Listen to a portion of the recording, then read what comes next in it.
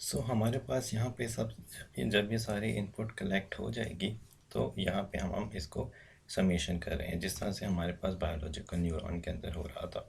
फिर हमारे पास जो इंफॉर्मेशन है वो ट्रैवल होती है और यहाँ पे हमारे पास एक थ्रेशोल्ड फंक्शन होता है जिससे हम कंपैरिजन करेंगे हमारी सम्ड इनपुट का, कि वो आइदर उस थ्रेशोल्ड से बड़ी है या छोटी है।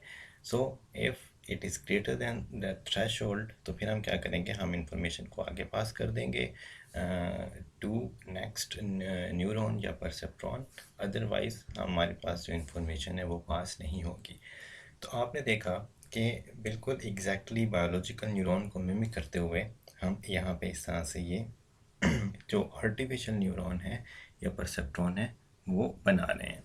अच्छा जी, अब इसके डिफरेंट कंपोनेंट्स हैं इसमें, ये वेट्स क्या चीज़ है, बायस क्या चीज़ है, ये सारी चीज़ें जो हैं हम वन बाय वन डिस्कस करते हैं। ये जो थ्रेशोल्ड है ये बेसिकली कांस्टेंट चीज़ नहीं है, ठीक है। ये चीज़ प्रॉब्लम टू प्रॉब्लम वेरी कर सकती है। तो डिफरेंट तरह के हमारे पास फंक्शंस हैं जो कि हम यहाँ पे यूज़ करते हैं। उन सब फंक्शंस को भी हम डिटेल में वन बाय वन डिस्कस करेंगे। सॉरी। एक्चुअल न्यूरॉन और आर्टिफिशियल न्यूरॉन में बेसिकली क्या चीज़ कॉमन है। While in actual neurons the dendrite receives electrical signals from the axon of other neurons in the perceptron. These electrical signals are represented as numerical values. तो हमारे पास perceptron में जो electrical signals हैं हम basically, या जो input आ रही है हमारे पास, वो न्यूमेरिकल वैल्यूज़ की फॉर्म में आ रही है। At the synapses between the dendroid and axon, electrical signals are modulated in various amounts. तो हमारे पास जो synapses है वो ट्रैवल कर रहे हैं फ्रॉम डेंड्राइड से axon की तरफ in the form of electrical signal. This is also modeled in the perceptron by multiplying each input value by a value called the weight. तो जो ये वाला जो फिनोमेना है इसको हम आर्टिफिशियल न्यूरॉन में किस तरह से मॉडल कर रहे हैं कि हम इनपुट को एक वेट के साथ मल्टीप्लाई कर रहे हैं। तो देखें दो चीज़ें इसके अंदर, आप देखें कि बायोलॉजिकल न्यूरॉन में हमारे पास जो इन्फॉर्मेशन आ रही है वो in the form of electrical signals आ रही है, और आर्टिफिशियल न्यूरॉन में हमारे पास वो in the form of numerical values आ रही है। अब बायोलॉजिकल न्यूरॉन में जो इन्फॉर्मेशन ट्रेवल हो रही है फ्रॉम डेंड्राइट टू एक्सन्स, वो in the form of synapses हो रही है, जिसको हम आर्टिफिशियल न्यूरॉन में कैसे मिमिक कर रहे हैं कि हम उसमें इनपुट्स के साथ हमने कुछ वेट्स रखे हुए हैं और उनको मल्टीप्लाई करके हम उस फिनोमेना को बेसिकली मिमिक कर रहे हैं उसके अंदर। An actual neuron fires an output signal only when the total strength of the input signal exceed a certain threshold.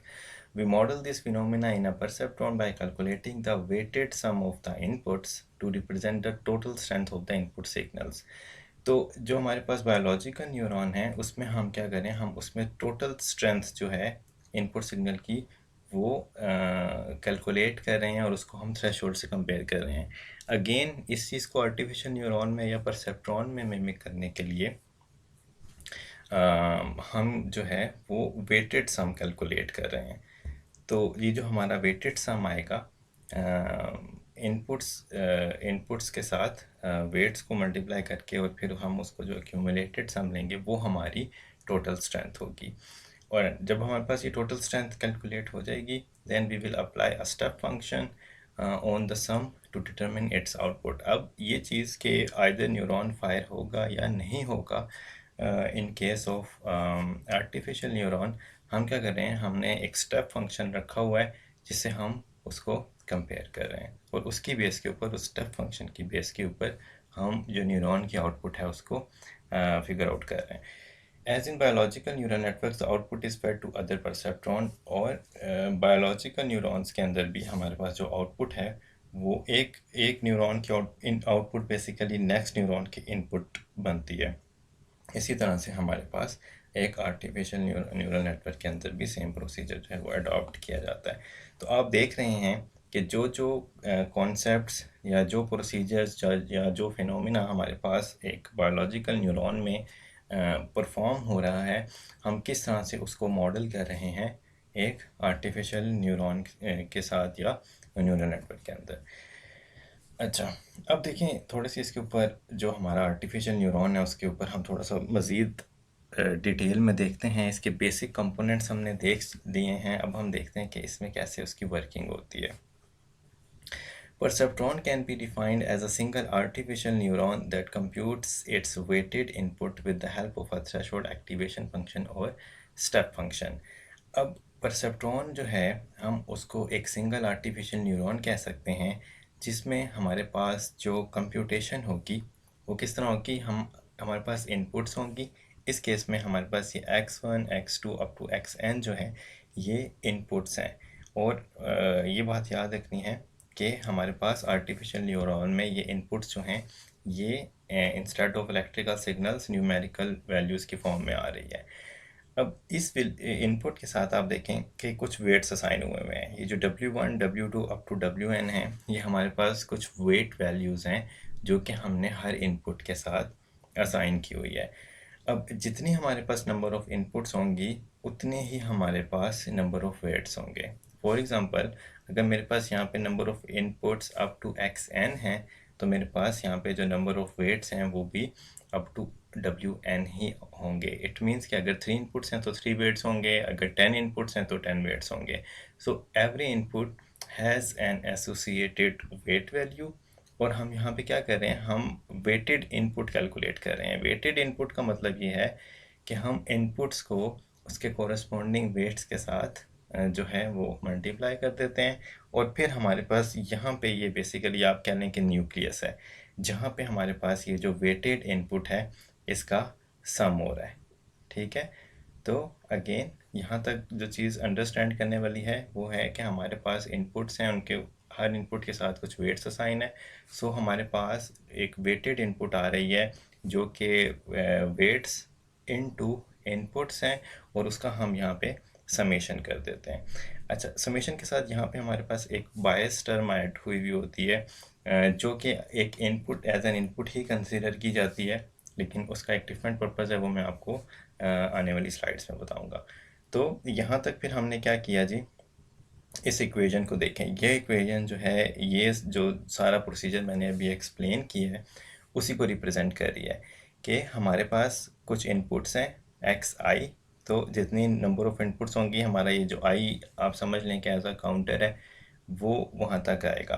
तो उतने ही हमारे पास उसके कोरस्पॉन्डिंग वेट्स हैं जो कि आपस में मल्टीप्लाई हो रहे हैं। तो x जो है वो w से मल्टीप्लाई हो रहा है। इट मीन्स इनपुट जो है वो वेट से मल्टीप्लाई हो रही है, और हमारे पास तमाम इनपुट्स एंड उनके कोरस्पॉन्डिंग वेट्स, उनका हम यहाँ पे समेशन ले रहे हैं। तो हमारे पास एक कलेक्टेड सम्ड वेटेड इनपुट जो है वो यहाँ तक आ जाएगी।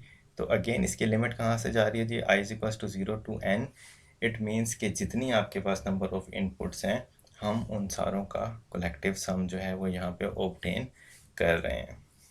अच्छा, अब आप समझ लें कि जी ये वो एक्शन है। जब हमारे पास यहाँ पे वो सारा वेटेड सम आ जाएगा, तो फिर अब हमने क्या करना है, हमने किसी एक फंक्शन के बेस के ऊपर ये डिसाइड करना है कि आइदर इंफॉर्मेशन कन्वे होगी या नहीं होगी, या वो इंफॉर्मेशन क्या होगी, उसकी क्या वैल्यू होगी। अब जिस तरह से मैंने आपको बताया था कि हम यहाँ पे डिफरेंट तरह के फंक्शंस यूज़ कर सकते हैं। मैं उनमें से कुछ 3-4 अभी नेक्स्ट स्लाइड्स में आपको दिखाऊंगा भी। यहाँ पे हमने फॉर द टाइम बिंग आपको जो फंक्शन नज़र आ रहा है, आप कह लें कि ये एक स्टेप फंक्शन है।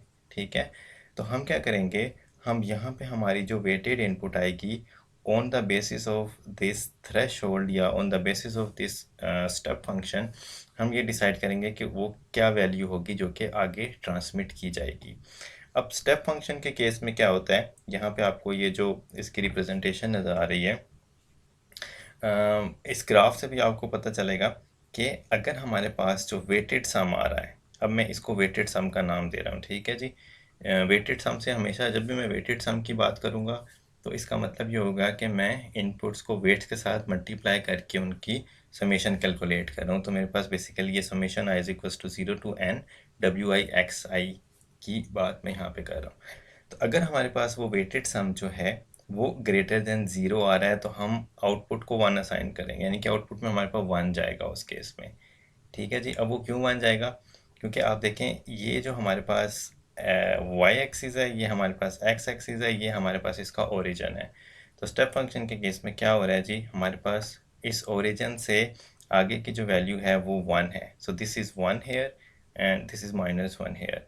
So if it is greater than 0 on the x-axis, we will have 1 as an output. On the other hand, this is -1. ठीक है जी. तो if it is less than 0 on the x axis, तो हम क्या करेंगे, जो output है उसको -1 असाइन करेंगे.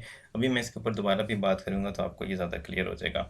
बट फ़िलहाल सिर्फ इसका जो है फंक्शन आपने अंडरस्टैंड करना है. आई होप कि सबको क्लियर हो गया होगा कि हमारे पास एक आर्टिफिशियल न्यूरॉन के कौन कौन से कंपोनेंट्स हैं और उसमें जो उसकी जो सारा उसका जो प्रोसेस है वो किस तरह से परफॉर्म किया जा रहा है.